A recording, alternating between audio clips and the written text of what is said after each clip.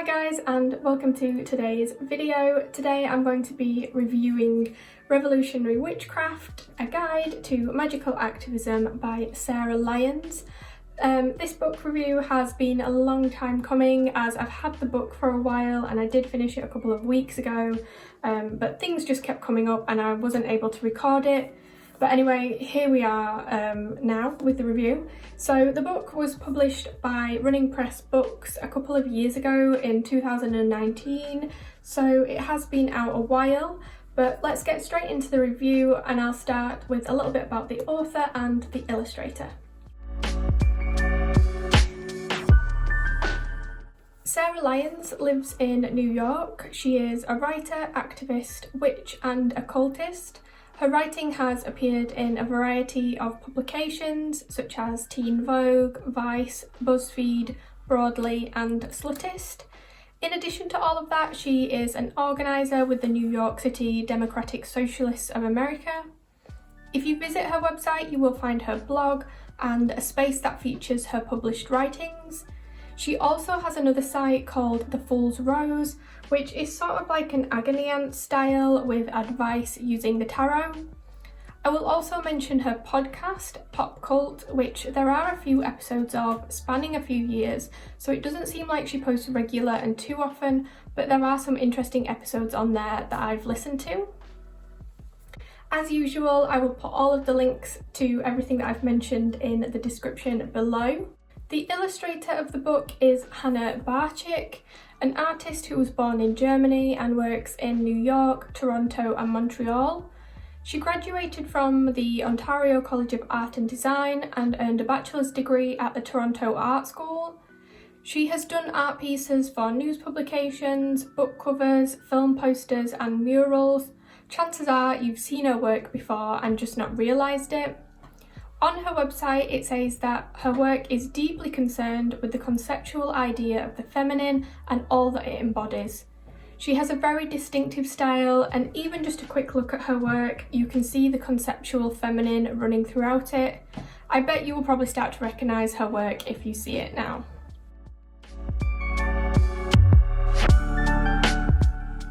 Onto the book itself then. The blurb on the back says that it's a bold guide for activists and witches alike. Revolutionary Witchcraft explores the history and practice of politically motivated magic. From social justice to environmental activism, this radical reimagining of civic engagement addresses today's most pressing problems with empowering, inclusive spell work.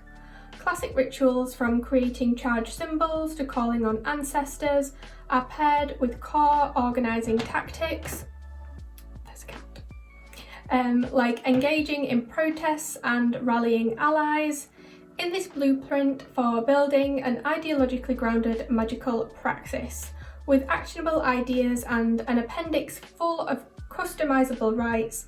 Revolutionary Witchcraft is the perfect companion for the mystical uprising. Okay, I hope you managed to get all that with the cat just randomly doing things in the background. So, like I mentioned, the book was originally published in 2019, so it is a couple of years old. Some of the things in the book that she does talk about, like I said, are of that time as well, but the main ideas and the messages within the book are still just as important. The world would have to be a pretty perfect place if we didn't need activism anymore. Simply put, the book is a guide for activism and incorporates witchcraft themes throughout. So let's move on to talk about some of my thoughts on the book. So as I was just finishing reading the book and starting to write the review, the news broke that in Texas a new law had just come into effect banning abortions from the 6-week period. Now, I'm not from Texas, I'm not from America, but the news will probably affect the vast majority of women, etc. It's a blow against all women and it's more than just a woman's right issue. To know that this happened in what most people would consider a progressive country shows that it can happen anywhere. You can't imagine the impact that it's going to have on people, and you really do feel for them. You wonder what you can do to help, and if you're like me, then you worry that you're not doing enough. I felt a similar thing a few weeks ago when I read an article from a Kabul resident in The Guardian. I will link to the full article below, but it was from a woman at university who was scared for her life and had to hide her education and sacrifice everything that she had worked for. Again, my heart broke for her. It breaks for these women experiencing things that I can't even begin to comprehend. And again, I wanted to do something and I felt like I wasn't doing enough. The reality is that in some instances there isn't a lot we can do. We share information on social media, we sign petitions and we donate money. There are so many issues that you may feel passionate about, but honestly, we can't fight every single one. So moving on to the book then, it really helped to give me some perspective on activism and what I as an individual can do. The mixing of spiritual and politics might seem a little bit odd at first. As Sarah says in the book, the mixing of religion and politics has caused a lot of harm. But I've come to see that witches, by their definition, are activists. And at the beginning of the book, it does consider why witchcraft is a good mix with activism. For me, it's always been that they go hand in hand. The book does start with a few of the basics, like a very brief but honest explanation of witchcraft history and the politics behind it. It sets the scene and it gives context for the rest of the book. Also, towards the beginning of the book, Sarah addresses something which has been playing on my own mind a lot recently, and that's the commodification of witchcraft. It's always been a thing and you buy into it as much as you want, I suppose, but over the last few years I have avoided buying anything new for my craft, especially from companies that see the witch aesthetic as something to profit from. So other than books, which for me are a huge part, if not a core part of my witchcraft practice, I haven't bought anything new for my craft. I now try to use what I already have, and the herbs and the things that I use in my practice I grow myself.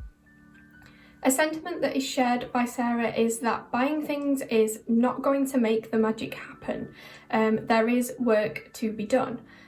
She uses a really good example of crystals when talking about this idea. So this idea that buying the crystal is not enough, so having that crystal is not going to do anything, there's work to be done around that. So if you think that that's all it takes is to buy the object, then you really don't understand the essence of witchcraft. So there's definitely a lot of interesting talking points and thinking points throughout the book. I did feel a little bit called out when she said now is not the time to just take pictures of our altars, but rather to use them. A lot of people, myself included, get caught up in this witchcraft aesthetic, but I'm really glad that she did call me out on this, because I feel like actually I do use the majority of my craft for selfish reasons, and that's something that I really want to be more conscious of and start to change. As well as guiding you through activism in a practical sense, the end of each chapter features a complementary magical act. So one of my favourites was the rite of initiation, which encourages a sort of realisation. It did feel very liberating and very freeing. There are some others included, such as making your own sigils, soul flight, and honouring your ancestors, which I'm glad she mentions that actually some people's ancestors may have been oppressors and they may have held racist views. We may have ancestors that we don't want to honour as such, but we should definitely acknowledge and learn from their mistakes. One small section that I want to mention that stood out to me was titled The Power of Words. The basic idea was to make sure that you learn about the problems in the world and that you name them, so you give them a name. as well as understanding them. And it has happened to me before where I've heard people talking about something, or I've read about something, maybe a concept or an idea, and I wasn't really 100% sure what it meant, or I didn't really understand it. And Sarah explains that a lot of power comes from the understanding, and not being afraid to learn those words and what they mean, because that's the overall idea, is that these words are powerful.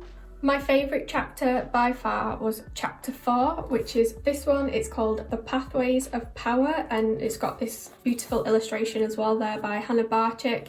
Her illustrations are running throughout the book, but by the time I got to chapter 4, I was ready to put my dreams for the world into action.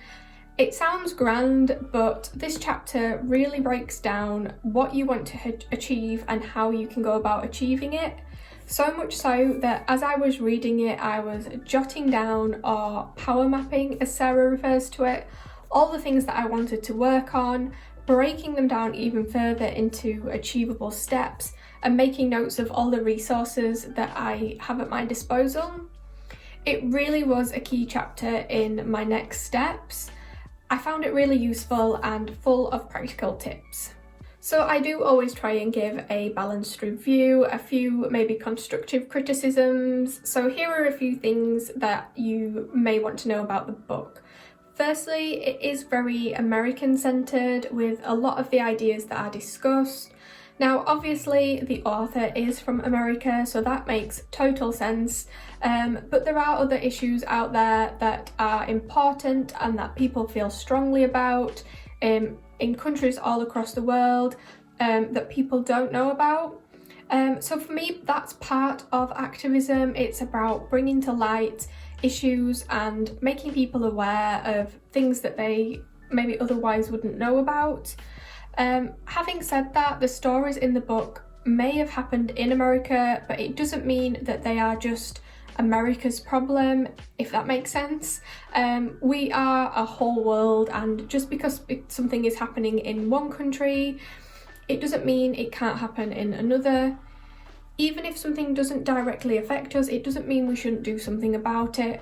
But like I said, it is just something to be aware of about the book. Another thing is that the writer's voice might be a love or hate type thing for some people.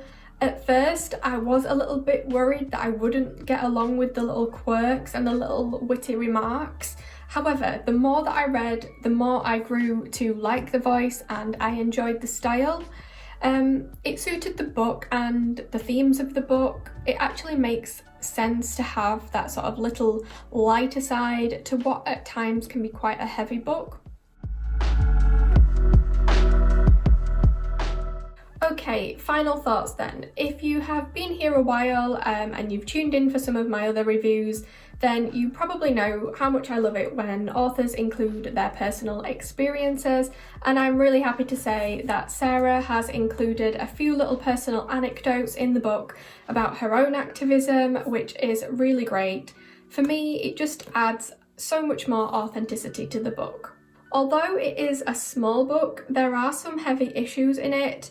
When reading, I made sure to take my time with it. I don't think it's a book that you want to rush through. You definitely want to be taking everything in as you read. The book is for witches who are or who want to be activists, with an emphasis on the act. It's for witches who are doing something or who want to do something. If at the moment you feel like you're more of a passive witch, then I think this book will inspire you to become more active and to become that activist. Saying that, I don't believe that you do have to be a witch in order to read this book. Although it is obviously aimed at witches or people who consider themselves to be a little bit more on the spiritual side, it's for anyone who is conscious about the world that we live in. At the beginning, when I was talking about current events, I talked about how I feel like I'm not doing enough, that I sometimes feel guilty, that there's more I should be doing to help. But the fact is that we can't do everything, we can't help every single cause.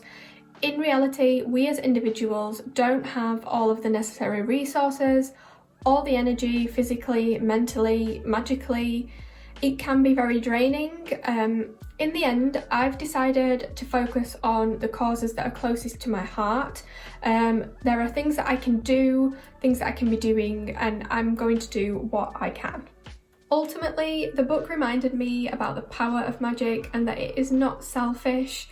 It encourages a shift in perspective away from the ego, and that's something I definitely am going to take into my practice.